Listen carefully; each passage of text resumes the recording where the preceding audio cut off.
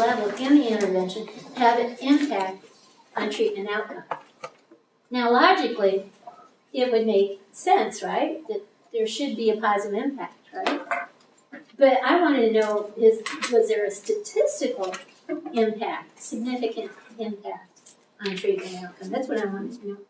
So this is what I wanted to do for my study. Now, I don't know, has anybody heard of biofeedback? You've heard of it. Do you know what it means, though? Have you heard?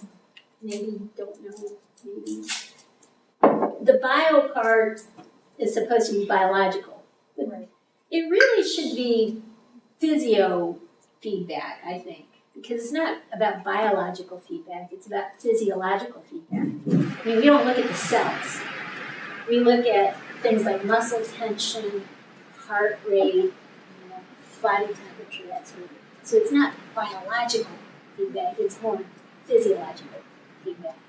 And the concept is that we get feedback from either a standalone machine, that gives you feedback, or a computer that has software on it and it gives you feedback. Here's some of the software out there. This is just a little slight picture of the programs out there and the types of feedback that might be provided to you. Things that'll kind of show little graphs of where your muscle tension is, that sort of thing. And the concept here is if you're working on, for example, reducing muscle tension, and you're getting feedback on the techniques that you're using, is it really reducing your muscle tension? And as you keep practicing the technique, the feedback helps you improve your techniques so that you actually are making an inroad on reducing the muscle tension. And sometimes you can get so good at this stuff that eventually you don't even need the equipment to give you feedback. You know at any given moment what your body is doing. And if you have a presenting problem like tension headaches, and you learn the techniques to help you reduce muscle tension, you may even be able to prevent a tension headache from coming on. So that's the power of this intervention. So it's physiological feedback, and the feedback is helpful. It kind of teaches you what you're doing right, what you're doing wrong. Maybe that technique doesn't work for you at all, because we know in relaxation training we have all sorts of techniques we can teach you to relax. Do you guys have an arsenal of relaxation techniques that you use? Working out, yes, working out. So, drinking water, right? Yes. Eating chocolate. Okay. Well, other things like breathing exercises. Reducing muscle tension. Imagining somewhere else. Yeah. Imagining imagery is very good at helping you relax. Thinking of a relaxing scene. Visualizing Visualizing. a calm state. I mean, what is? Give me a place in your mind that represents some sort of scene, like an ocean or something. That for you would be relaxing if you put yourself in that scene. What said that? An ocean right or next to the ocean, right. or a beach. Same thing or different? Ocean. I love the beach. The beach too. Next to a campfire. Campfire. Oh, I guess I don't ask. I don't make that every Next to chocolate. That is true. I think a chocolate factory, yes. Chocolate factory. Chocolate factory, yes. Shopping? Yes, definitely. Mountains. Mountains, yes. Looking at the shore and the mountains from the ocean. So seeing both those Following images the ocean. at the same time. So with imagery, what we like to do when we're trying to teach a person to relax, and if we're using imagery, is we try to get them to conjure up the image with as many senses as possible. So not only what are you seeing, what are you hearing? What are you feeling? If you're at the ocean, you probably feel sand underneath your toes, right? It would be warm sand. You feel the sun on your shoulders, what would you be hearing at an ocean? The waves crashing. What else would you hear? Maybe children playing, birds and gulls. Yeah. Maybe there are trees around, a few trees, and you can kind of hear the wind blowing through the leaves, that sort of thing. So you're trying to conjure up this image with as many sensory inputs as possible. And as you work with imagery, if you're hooked up to some biofeedback equipment, you can see if the imagery is actually helping you relax. Because I remember one time at some sort of seminar, we kind of paired up, our group kind of got together in pairs, and we were trying to help each other relax. And of course, for me, it's the ocean. So I was starting to really calmly just walk this person through the ocean scene, and I thought I was doing such a great job, and then she said, well, that was pretty good, but I don't like it. I'm afraid of the water. So you gotta see what works. What works. Is it really working, that imagery for you? Or if I switch over to a campfire, who said campfire? So is it right? If I switch over, does that work better for me versus the ocean imagery? So the feedback will be helpful for that process. It's sort of like anything else in life. I mean, like if you're learning to play softball, you have a coach who's teaching you the tricks of the trade, so to speak, and you learn, if you're playing infield, you want to stand here, you want to keep your mitt on the ground type of thing, and you're learning techniques, how to bat and that sort of thing. And you don't improve unless you get practice and you get corrective feedback. And so the biofeedback is trying to provide you some corrective feedback in that process. And there are different types of biofeedback. You've got EMG, electromyographic biofeedback. So that really measures muscle tension. You've got a couple electrodes that tries to measure the muscle tension in a major muscle group. And so you get feedback on whether what you're doing, whatever technique you're using, is actually reducing the muscle tension. Then you have GSR, which is galvanic skin response, which looks at electrical resistance underneath the skin. And a measure of that is sweat. If you perspire, you're anxious, right? Usually, if you're not exercising per se. That could be a sign of arousal, anxiety, that sort of thing. So you're trying to teach people how to reduce that reaction in your body.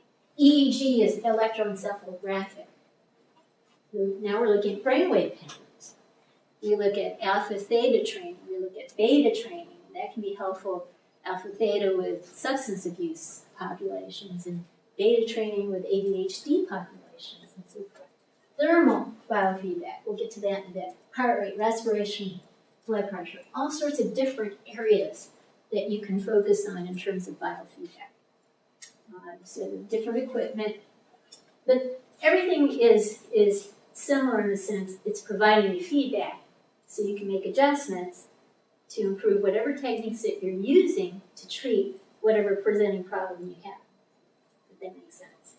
And biofeedback is used a lot for anxiety-related complaints, pain-related complaints as well. Those two domains are big key factors in biofeedback.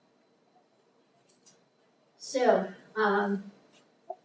I decided to do my study on migraines and biofeedback because I was in the military at the time, and I was at Midwestern Military Hospital, and we ran a biofeedback program, and I was in charge of it. And so, nice combination. I'm in charge of a program. I have a ready pool of possible subjects if I want to collect data. So you get right permission to do that, and then you move on. So I decided I would look at migraines. And really, biofeedback is all about establishing mind-body balance. We know the body can affect the mind, right? If we're dealing with chronic pain, we're probably a little depressed, right? We know the mind can have an effect on the body, too. If I'm having a good day, let's say I'm having a bad day. Really bad day. had a fight with my parents, had a fight with my spouse. And I just had an awful day at work. I come home and I go to pick up the mail. As I'm heading out to pick up the mail from the mailbox, I trip, stub my toe. And in the mail, I got a letter from the IRS saying that they want to audit me. Okay. So now I stub my toe. I'm going to feel that pain differently. Let's change the scenario completely. I've had a great day with my parents. My spouse was just wonderful to me today. I had a great day at work, fun. People were nice to me. Everything went well. Nobody bugged me. It was a great day. I go to the mailbox and then I get a check from the IRS for $5,000 because I get a good tax return. I trip, I stub my toe. Okay, it's a different world in terms of how I feel that pain. You know, bad day versus good day, right? So mind-body balance has an impact. And so that's what we're assuming. We're assuming that it does play a role. Migraines buys into what's called a vascular theory. Some of you may have had migraines or know someone who suffers from migraines. But this theory has been around since the 1950s. And it was proposed by a guy by the name of Harold Wolff, who came up with this concept that what migraines are, now let me slowly kind of walk you through this and see if it makes sense to you. Something happens and I'm put in a stressful situation. Okay? Norepinephrine is released in my system, which puts me into a fight or flight mode, right? Okay. So my body is keying up, all the adrenaline, all that stuff is going through my system.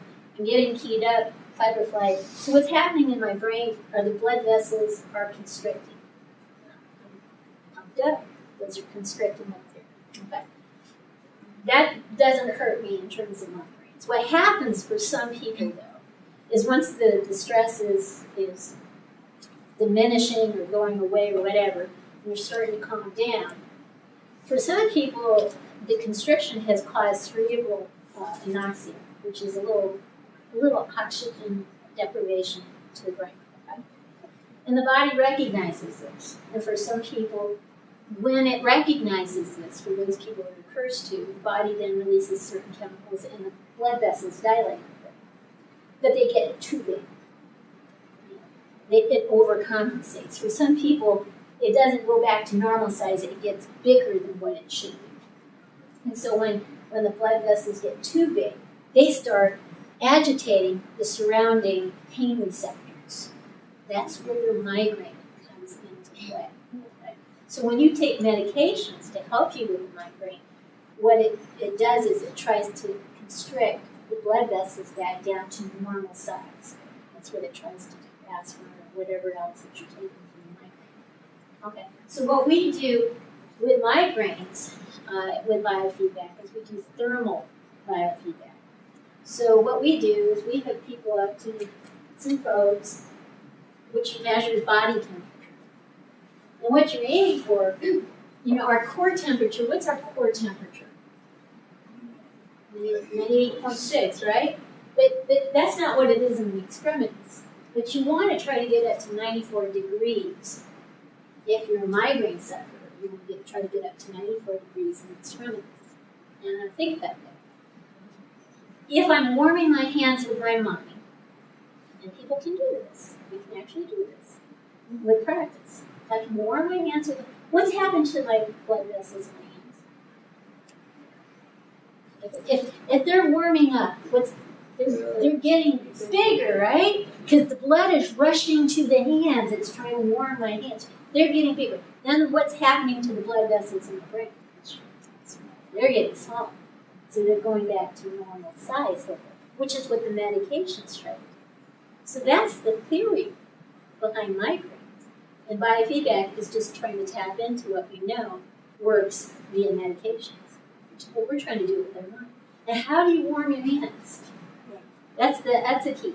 You get hooked up to some equipment, you get some feedback. How do you warm your hands? For me, it's a campfire.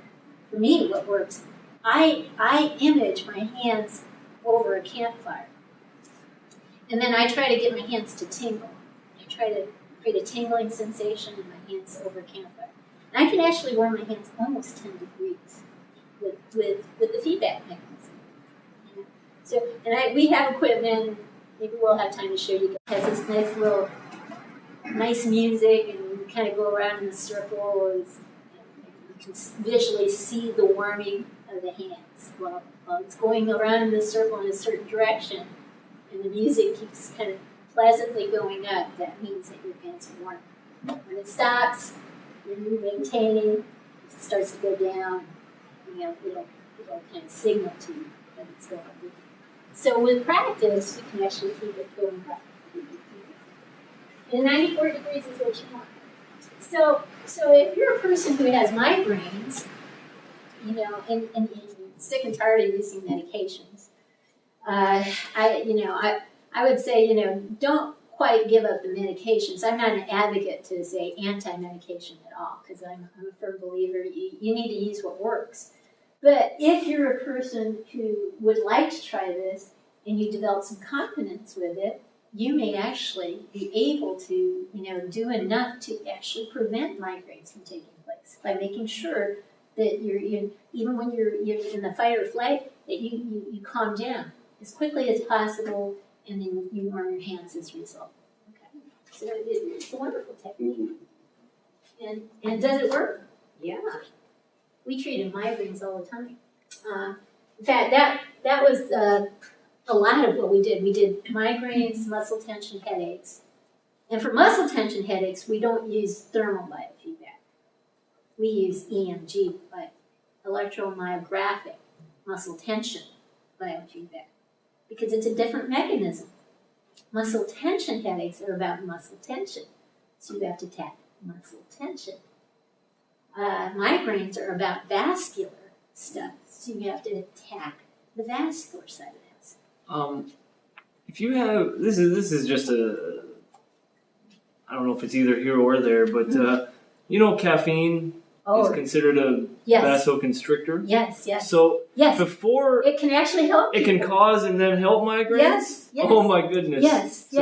Man, you say I shouldn't have drank this cup of coffee. I got a migraine. Then you have another one. You say, I'm glad I drank that cup of coffee. Yeah. It can do both. Goodness. Yeah. Classic symptom of caffeine withdrawal is a headache. Yes, boy.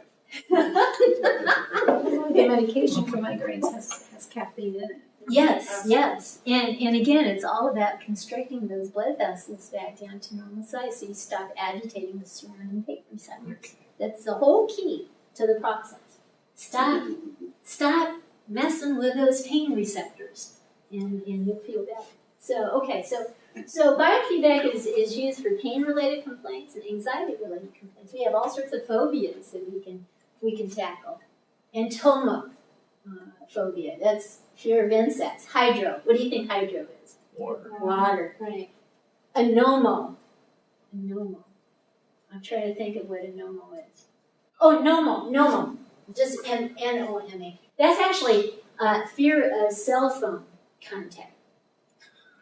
Mobile phone contact. Yeah. There's a word for it, I guess.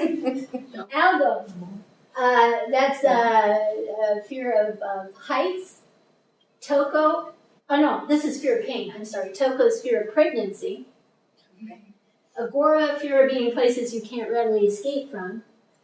Alto, heights, glosso, public speaking, technology fear. All sorts of phobias out there. There's even agoraphobia. That's fear of fur. I don't know where they got it, but there's agoraphobia. Figure, okay. But here are some common fears. People have fears of spiders and snakes and mice. I don't know, you guys, you're okay with all these three things, or I don't like them, but birds? Because they kind of swoop in.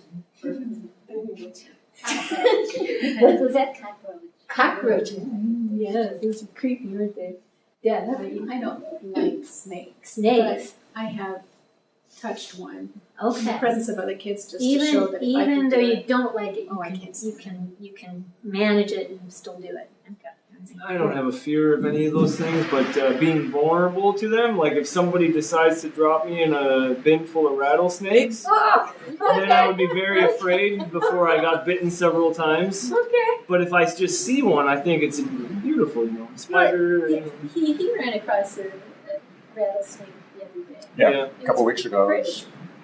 we surprised how far a middle-aged man with carrying a 40-pound backpack can jump mid-stride when I Oh, yeah. stepped over the rattlesnake. He didn't see the rattlesnake until Didn't it was see it. on it. Was he a biggin or like a pygmy or what? No, it was a red diamond. That wasn't very big, but a beautiful animal. Took a couple pictures of it. Yeah, nice. And a guy came running out because he screamed or something. Yeah. And he said, "What's going on?" And he said, "The snake." And the guy, I guess, got a shovel. Yeah, unfortunately, he dispatched it. So Uh, I don't like no animals. no animals. Ooh, even if I bring my little pawns. That's right. I remember that. My little baby pawns, which they got their hair shampooed yesterday, and their toenails cut. Aw. And you know, nowadays some people are even having their fingernails Oh my painted. goodness. I don't think so, but some people are doing it. So even if they I have don't like fingernails, cats. I don't like dogs. I don't like no animals. even if fingernails painted, maybe bows in their hair, No. and you know, maybe dyed hair or sunglasses. Okay, I've seen okay. that with dogs. I guarantee you would melt if you had a baby polar bear playing with you. No. A baby polar bear, have you seen how cute they are? Have you seen how cute they are? Do now. No, I would cry. Baby polar bear, so I don't cute. like birds. I don't like nothing. I don't like no animals. I don't even like chicken, but then I eat it. Chickens. I like it too. But I cannot Looks like he's do. probably I went to about, a farm what, one time and 5 years old? I You can cried. tell I'm by like, the take me little- out. Are you terrified? You know, I had another student once. No fur eating, nothing. Even if they were kittens, she didn't want to. Even a picture of a kitten, body. So I just can't be in the same room. Yeah. But I could see a picture. you can see a picture. Okay, with pictures. Okay. I So just if can't be in I the same show you room. my little pawns. I would find them cute. Like I saw them, they was really cute, but I would never get into her office. I noticed that. You I don't touch them. wouldn't I would actually agree with cockroaches. Yeah. Cockroaches. Part of me wants Yeah, to. So cockroaches, Yeah, Lisa I does agree. not like, yeah, Nope. not a good thing. Joey, It's all good. it's not good. It's not good. How about that? Yeah. You like that, I would huh? die. I would have a heart attack. Yeah. Back in the Romantic era, they equated those things They were used by to the demons thing that- incarnate. With women during their pregnancy, and I know Lamaze is taught as a Yes, relaxation. this is very similar. I mean, it's basically just trying to teach you how to control physiological responses and to control pain. And it's empowered. You know, you want to empower people instead of depending maybe on a pill or something. This is more empowering, more internal control versus external. And again, I'm not anti-medic. I'm definitely in support of medications in the right situations for different populations. But this can be helpful for some people too. And you know, I'm okay with these three things, but I have to admit, if I was walking just around the house or something, and suddenly I almost came close to stepping on a snake, I'd have a startle response. I mean, I think that's very normal to have that sort of thing. But you know, if I was in a controlled environment, that sort of thing, I could get to a point where hold a snake or whatever, spider, that sort of thing. In fact, there's one spider. Are you guys okay with? There's one spider I think is just awfully cute. Is this the Okay, now cute is the word here. Look at that, cute. These are really tiny, Is that really jumping their spiders. faces? Jumping. They're jumping spiders. Cute. Look at this hair. Look, that's the hair. Who cut? Look at that. Look at the spiders. I held them, and they just kind of look at you. And then they jump? And they just no. Actually, they'll just stay there and they'll look at you and go like this, and they'll kind of cock their head back. No, they're actually kind of cute. You know, Not cute, Mom. What Was that what is that? Just like a outside near a little lake. Oh, you just found I'm sorry to keep going on this, but I love animals. we were painting a house today and spraying the exterior of the garage, Yeah. and my friend who was spraying at the time, he just was unaware. He just sprayed right over a little lizard, Oh. which is not good. It's oil-based paint, you know. Oh. And I felt so bad, you know. I jumped up and I grabbed him, and I ran to the hose. Oh, And you the whole flushed time him out. he was just inside of my hands, like. And then I got him under the water, and it was like I was holding a baby. Oh, Like calm down. he kept like rubbing his eyes on my hand, because the paint must have been hurting his eyes, but he like settled down and.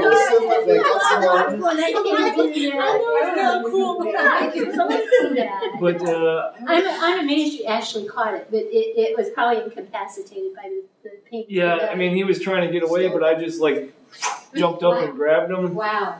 and I Wow. If you were like a PETA, Yeah. like, A save.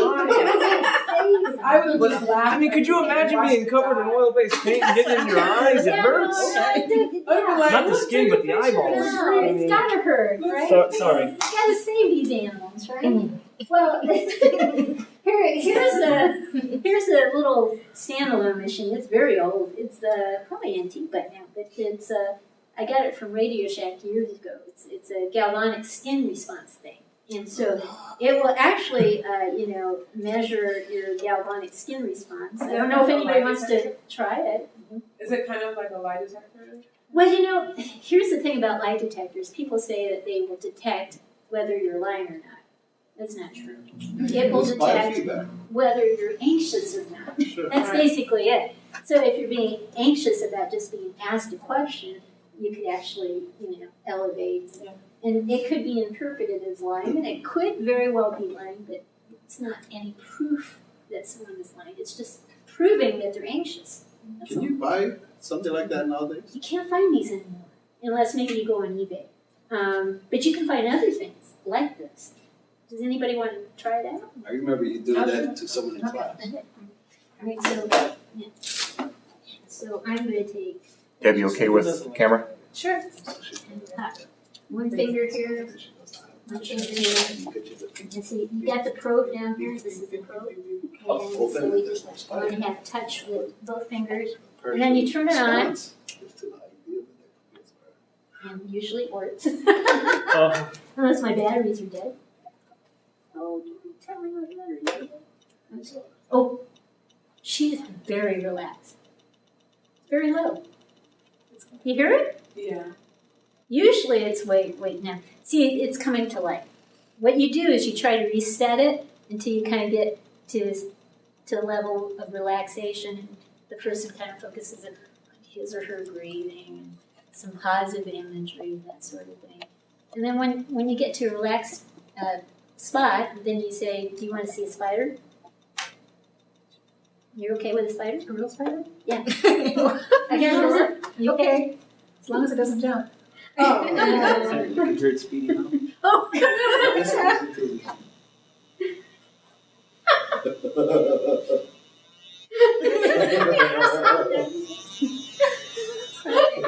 That isn't real. No, it's not real. It's going higher. It works. That was okay. It works. Thank you.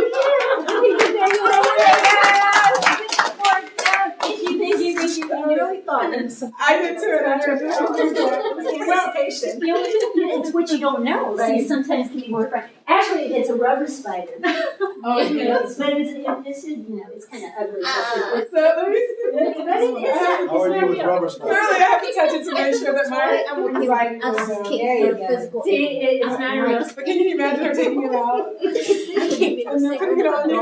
So you would never go to the I thought she was exactly. But I've been to the That was excellent. when I was in high school. And you said so when it works.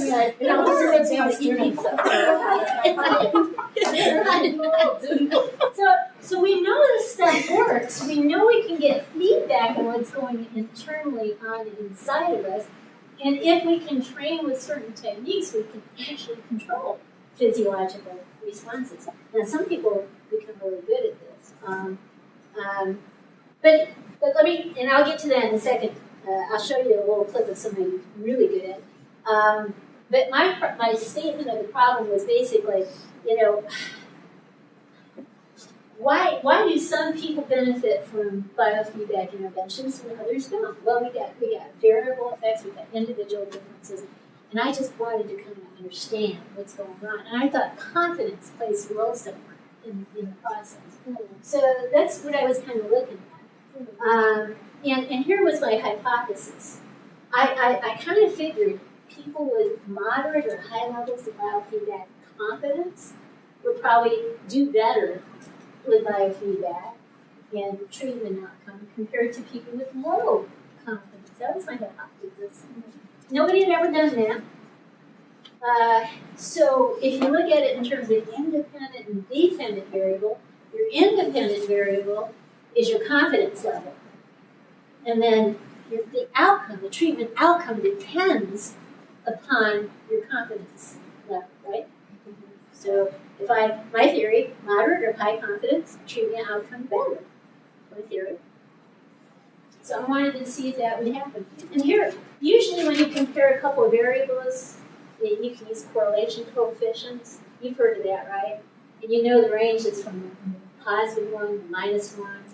If there's no correlation, then it's chaos. There's no organization to the scattered plot. But if there is a relationship, there's a line that starts to form. It gets closer and closer together. This is getting close to -1, which means that we have an inverse relationship. As one variable goes up, the other one goes down. So if confidence goes up, if this is what I found, which isn't what I found. If confidence goes up, your treatment success goes down. That would be an inverse relationship. So now, there was no such thing as a biofeedback intervention confidence scale. So I went out and I created one. And that's quite a complicated process in and of itself. It could actually be your entire dissertation to come up with a scale, to validate it, to make it a reliable instrument and that sort of thing. But I went ahead and, because I didn't have anything out there, I made one. And ended up getting a lot of expert opinions on the items in the scale, sent it out to expert judges and that sort of thing. Eventually created a scale that was demonstrated to be very reliable and very valid. Okay? So that's the scale I used to measure confidence. Then I had to assume that, of course, backing up, I had to assume that was a valid and reliable scale. It doesn't really help me if that's a bad scale. So you have to assume that you're picking a good scale. Then I had to assume, when I tested out my theory, my hypothesis, that when clients filled out the survey, they'd be honest, right? And genuine. Now sometimes, if people know what you're looking for, they try to give you what they think you want. There's some unconscious or even conscious stuff to help you. Sometimes it's unconscious. Sometimes there are people out there, if they know you're looking for something, they'll try to prove you wrong. So there could be unconscious or conscious stuff going on. So we use something called deception. It's a very fancy word, deception. We don't tell them exactly what we're looking for. And we can use deception in research as long as we're honest when we're done with research. We go back and tell them what we did, exactly why we used the word deception, so we wouldn't bias the results and that sort of thing. So as long as you own up to it, you can use it. So I assumed in my study that a little deception would actually help provide more genuine results. And I also assumed that if I could standardize the treatment process, that would help too. So I used one biofeedback technician, and she would use a standardized treatment, 6-week treatment protocol, where she would do this the first session, this the second session, this the third session, fourth session, fifth, and then sixth session, for only migraine sufferers. The only people we let into the study were people who were suffering from migraines. They took the survey, they went through the treatment process, and then we had them rate, how they felt, what happened to their migraines in terms of intensity and frequency. And what I found out was that if you did have moderate levels or high levels of biofeedback confidence, you tended to have more success in terms of reducing the frequency as well as the intensity of the pain regarding the migraines. So I have a question about deception then. So did you tell them or whatever you told them as far as deception was concerned? At the end, did you tell them what they actually did before they took the survey, or was that after the survey? It's after the survey, after they were done with the treatment process, then I sat down with them and I said, hey, the survey wasn't just a general thing that we do with everybody. It was actually, to try to figure out if confidence played a role in the process. So you tell them, and then you tell them a little bit about what you found out too. You owe it to them to tell them if they agreed to participate in your research. All right. So my rationale for this study was I wanted to understand why some people benefit, why some people don't, and I thought maybe a piece of the puzzle was your confidence in the intervention. All right? And so that's kind of what drove me here. Now, delimitations. This is actually a hospital I worked at, General Eisenhower, not General, I did my internship at Eisenhower, but this is General Leonard Wood Army Medical Hospital in Fort Leonard Wood, Missouri. And that's where we did the biofeedback program. Delimitations, you're in the driver's car, this is what you control. I decided to only use one hospital, my hospital, because that's the one I had the only control over, so I used one hospital.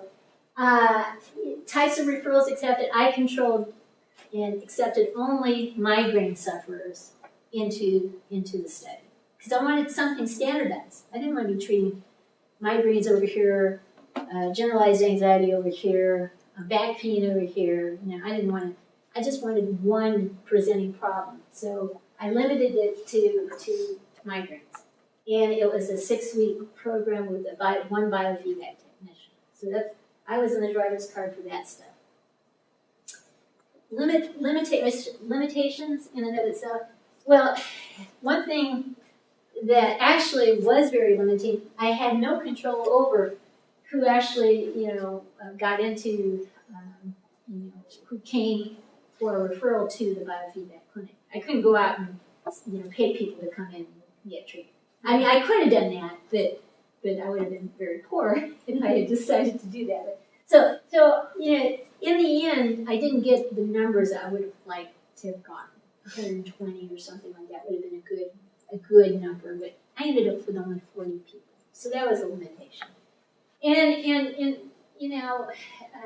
self-referrals, other referrals, very dependent upon, again, people volunteering to come in because they heard about biofeedback, about work doing migraines, or they maybe have been referred by a physician. But I had no control over the physicians in the referral process. And really, even though you try to standardize something, what if your technician is tired on a particular day, or she finds out she's pregnant, or which she did during this process. She was pregnant, your hormones might go up and down, depending on whatever day or whatever. What happens if you had a fight with your spouse or something? Those are things you can't control, so those would be deviations in treatment. So those are some limitations. You have to acknowledge the possibility that there could be limitations. Power of confidence. Now, I didn't know about this guy before I did my study. I found out about him probably a couple years ago. And what he does is he does surgeries without any medications. No anesthesia, no medications. And the majority of the surgeries are done. And in a second, I'll show you a clip of someone going through hernia surgery without medications. Nothing. Okay? Now, if you're squirmish about this stuff, I'll just tell you, close your eyes, don't look at the video. Okay, just don't look. If you're squirmish. If you're okay with it, keep your eyes open. All right? But what's amazing is that this person is fully awake, fully alert, talking to the physician and all that stuff. And at the very end, you're going to pan and you're going to see her face. You pan the camera, you're going to see her face. And you'll have to tell me if you think she looks like she's in pain or not. But remember, no medications.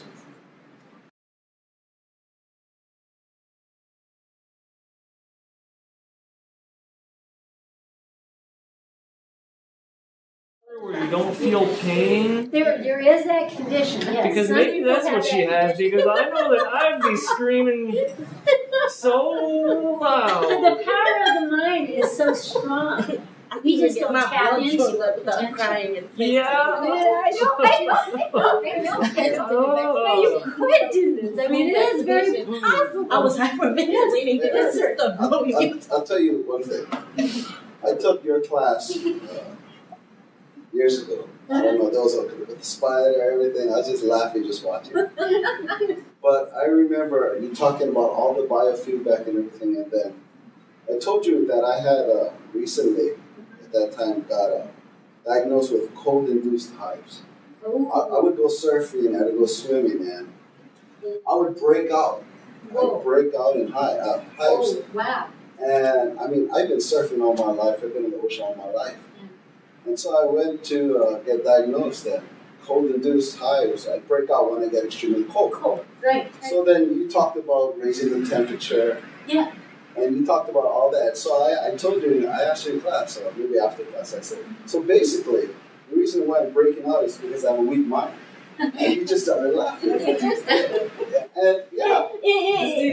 I was laughing now because I don't buy into the weak mind. I just believe that it is a thing that we can learn if we're given the tools. You know, we can learn certain things. Wherever we're at in life, we can always go and run up the ladder. From that class till this summer, I have not broken out since. What did you do? You strengthened your mind? So what No, you well, just said to yourself, No, well, I mean, just the idea of calming yourself down, warming yourself up, so you just did, listening. you did it on your own. Yeah. You did it on your own. Yeah, I mean, but I just kept joking with all my friends. I have a weak mind. I have to work on this. Let's do. Yeah, and it finally now. The funny thing is, I took that class probably 6 years ago. I come to California and all I do is surf because I don't have time to surf where I live. I'm just too busy. So I started to feel myself break out. Just a little. It didn't break out totally, and I started laughing.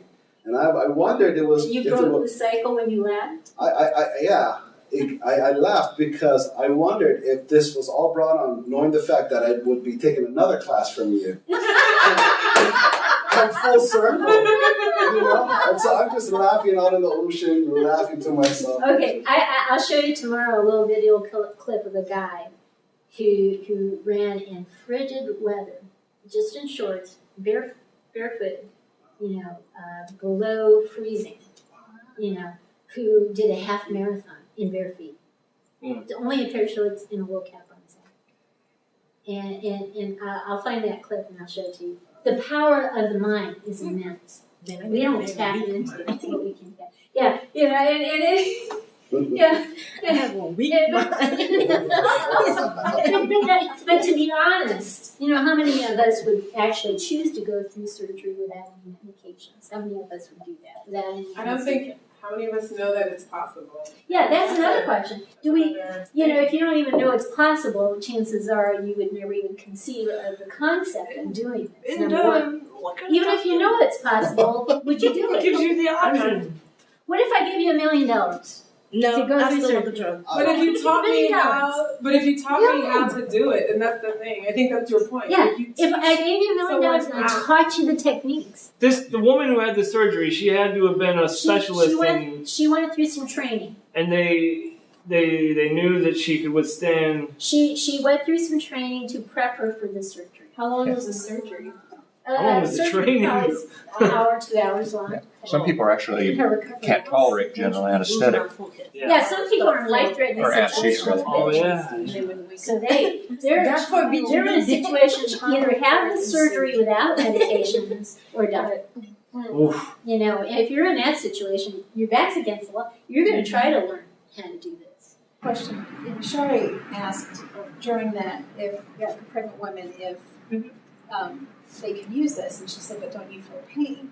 you do feel pain, but you control it. Actually, the people who, I have another clip. I'll try to find it and I'll show it to you guys tomorrow. It's another guy it's a guy who went through hernia surgery. And some mommy makes in that one. But he says, and people who have gone through this will say they don't really feel pain. They feel movement. They feel stuff going on, but it's not pain. They don't perceive it to be pain. And even after surgery, this guy who goes through the hernia surgery, the doctor talks to him and says, with other people, after they're done with the surgery, we give you pain medication to go home with, and look at you, and you're doing pretty good. He said, I keep telling myself I'm okay. There's not to feel any pain. So even after the surgery, you think, oh, you get hyped up to do this, and you can manage for maybe an hour or 2 hours, but then it stops. No, this guy, he went through the surgery, post-surgery, he took some medications home with him, but my guess is he did not use the medications because he was still able to basically make the pain not needed. It became something else. It became movement or pressure, not pain. Because as soon as you're talking about this, I remember, you ever had your wisdom pulled out? Oh, I had 4 of them. Yeah. And I was all drugged up. Yeah. But you feel the tug, and then you're like, I don't feel the pain, but I feel everything going on. Exactly. And I'm thinking, the person feels it. And I'd be laughing. I'm sure I'd be laughing while they're doing the surgery because of all the movement going on. Yeah. Well, you saw her. I mean, they're moving this intestine. Oh, they were just type of thing. just Yeah, it's just open. digging it in like a sandbox. So Dr. Escudero, he called it no easy therapy. And that kind of makes sense. No easy therapy. Oh, it's not easy, but it actually is easy. Yeah. Aw. Any questions? Any other questions? Like they're okay? We taught them.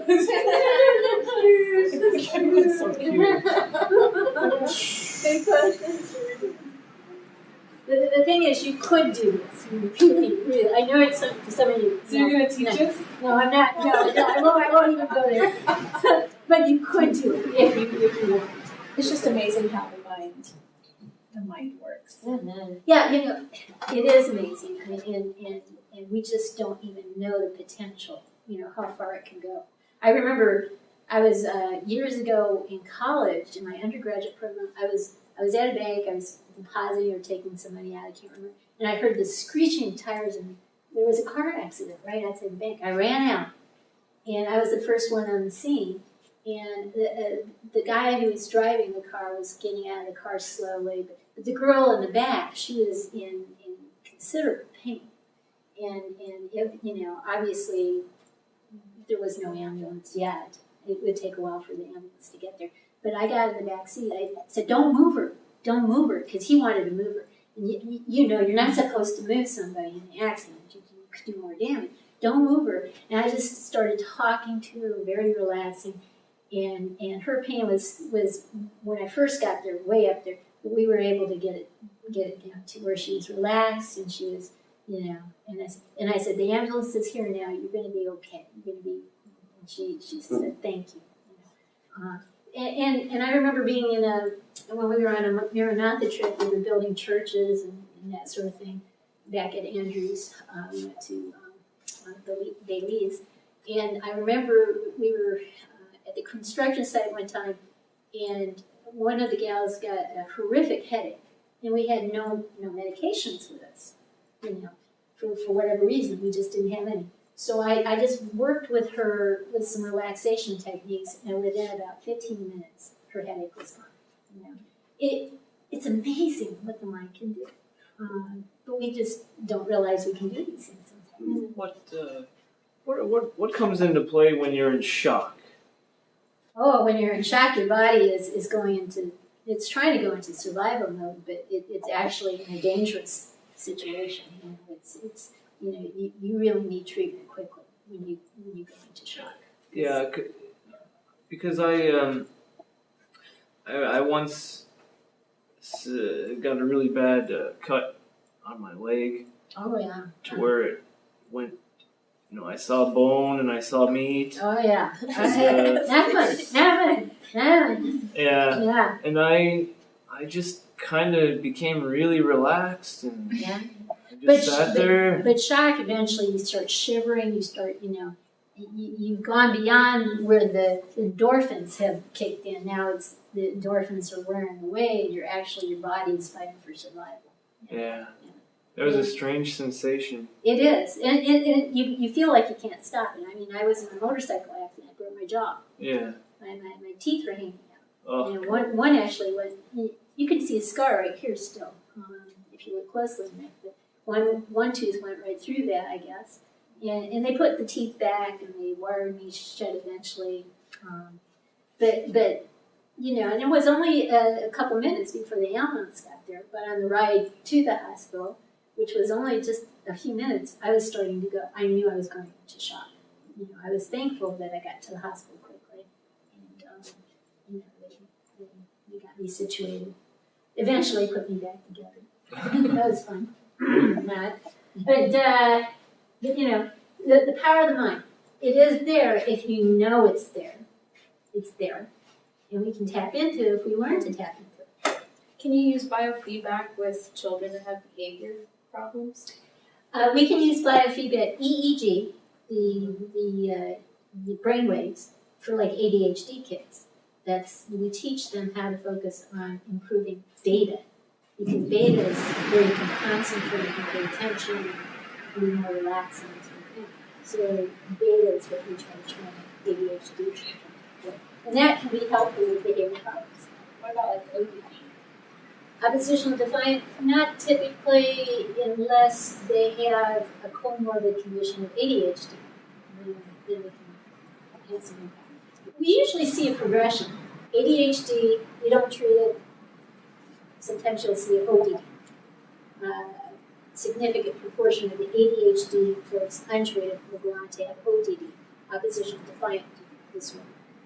You don't treat it, conduct disorder. You don't treat it, what comes next? Some of you know. Antisocial. Antisocial personality disorder. Yeah. And it's not 100% that folks go through that progression, but it's enough of a proportion that it's gotten the attention of some or another.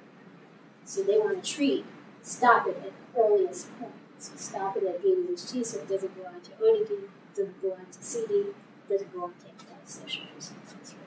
And some of those computer games or a computer for EEG, somebody got smart and figured out how to hook up a PlayStation 3 and use actual video games to help the kids with the beta.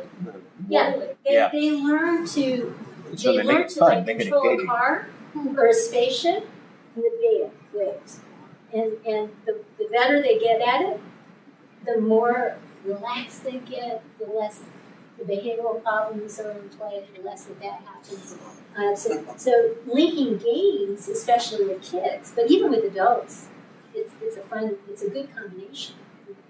So there's a lot of potential we're just beginning to tap into. And I wouldn't be surprised that, we've seen some research with substance abuse and EEG. They're going for alpha theta training instead of beta training. Why? Because substance abusers typically are self-medicating to relax, right? They don't know how to relax. So if you teach them how to relax, they may not need, does that make sense? May not need to use the drug to relax. I have a question. See if we can make sense out of this. Because I had a student once, 8th grader, kind of big, not as big as me. And he's been diagnosed with, I'm not sure. I forgot. It didn't matter because I'm just gonna love him. But one day he was just so mad. I never seen him so mad. And he stormed off, and then when he came back on campus, he started cussing me out. You. Yeah. And you hadn't done anything. I did something. Well,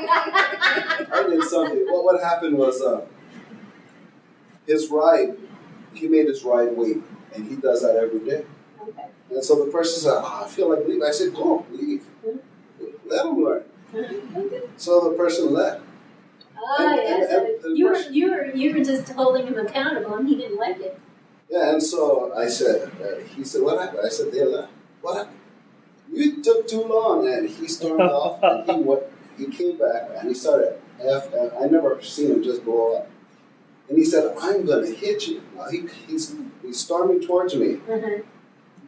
And the only thing I could think of doing, Uh-huh. I just stopped, and I just sat on the ground immediately. Yeah, you de-escalated. That's I right. just sat on the ground. That's He right. looked at me. He didn't know what to do. That's right. He stood there, and then a couple seconds later, he just started crying. Yeah, you diffused it wonderfully. Oh. You know, and this is actually a wonderful technique. When somebody is angry and they're coming to you and you're standing up and they're standing up and you're angry and you're, one of the first things that you want to try to do is to find a place to sit down and just be as relaxed as you possibly can. Oftentimes, that will help them, disengage from it.